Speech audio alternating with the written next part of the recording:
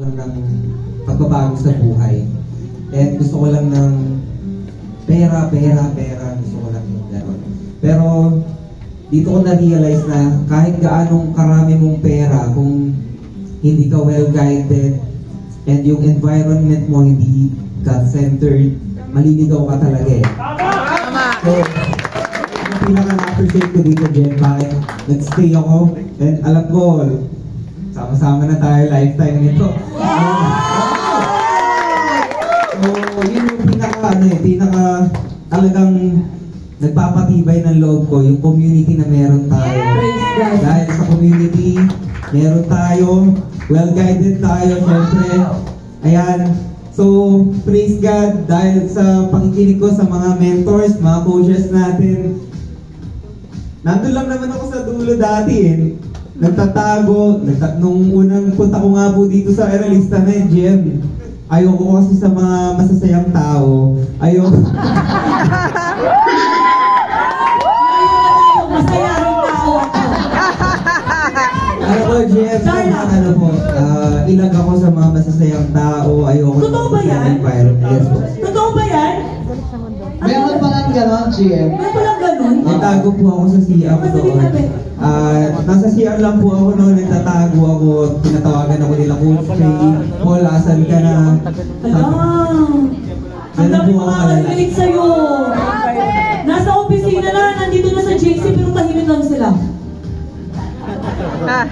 Nagmamasid. Ayaw mo sa masayang tao. Masayang, bakit ngayon parang ang gulo-gulo mo na? Oo, bakit paano nangyari yun? Yun ang gusto ko marinig. Na-curious ko yun.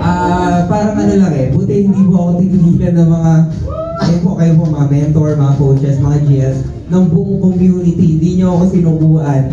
And syempre, nangyari yun dahil talagang iba yung pagmamahal na binigay nyo sa akin. Hindi lang siya parang business partner ko yan. Hindi, pamilya kasi po ito. Wow! Galing! Yes! Praise God! Ang galing! So, kumusta kayo ng girlfriend mo? Ayan po, kasama ko po siya ngayon. GM, i-highlight ko lang po. Sa totoo lang, nung una, syempre na-overwhelm ako nung unang punta ko dito. And nung una kasi, ayaw talaga nung partner ko. Ng girlfriend ko. Ayaw Doctor talaga siya, diba? She's a doctor by profession. Eh, alam naman natin, mga doktor, parang hindi man naman masyadong manegosyo. So, ayaw niya talaga yung negosyo nung una. Pero, yun nga, yung ginagawa din ni GL Raymond, pag kami meeting, nila-loudspeaker ko.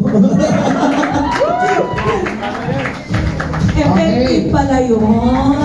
Tapos dati po, nung dito, nung nag-umpisa ako dito, nagagalit pa sorry nabubungin ko na. So, una po, nagagalit pa sa akin pagka, ano ba yan, may meeting ka na naman, ganyan.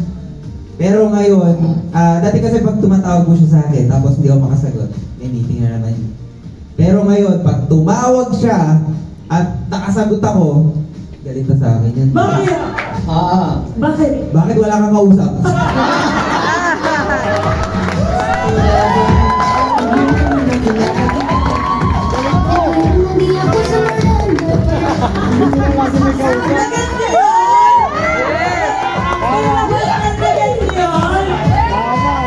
Sobrang negative ng girlfriend niya. Pag tinatawagan, di ba ganun yun? Pag tinatawagan, pag hindi nagpo-proceed, nagagalit. Ano ba yun? May meeting na naman siya. Ano ba yun? May kausap na naman. Ngayon, dahil eto, na-inlove na rin ang girlfriend sa business. Pag tumatawag at sumasagot siya, ang sabi, ba't wala kang kausap? Dapat may nilatatawag ka. Dapat may kakamenta ka ngayon. So gagawin ko rin ba kay Jeffra yan? Sumagot ka. Wala kang kausap. So kailangan pala may kausap mo. Ang galing na. Yes, Coach. Jeff, actually natuwa talaga ako sa transformation niya. Dahil una, yung nagkaroon ng meaning kasi Yes, Coach. alam po niya na sinabi niya na siya po Black sheep. Black sheep. Oh. Pero he proved na may pag-asa. He proved na talaga may somebody and made a change. Pero mas nagulat ako sa impact ng transformation ng girlfriend niya. May after effect pala yun. Pwede pala yun. Oo, may extension yung transformation. Coach, alam mo, blessing kay Paul, everybody? Yes. Nag-milyon siya, pero kahit tama El, yung sinabi niya El. Kim, tama yun. Manis, tama yung sinabi niya.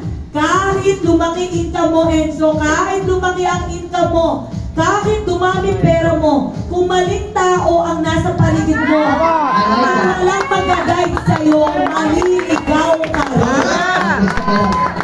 Kasi itong tao to, masipag naman siya, sinatsaga niya, Bulacan to Manila, magtatrabaho, madiskarte sa buhay. Pero ang galing lang ni Lord, dinala ka niya, hindi lang sa nakikita ka, kundi mag-grow ka din. Yes. Congrats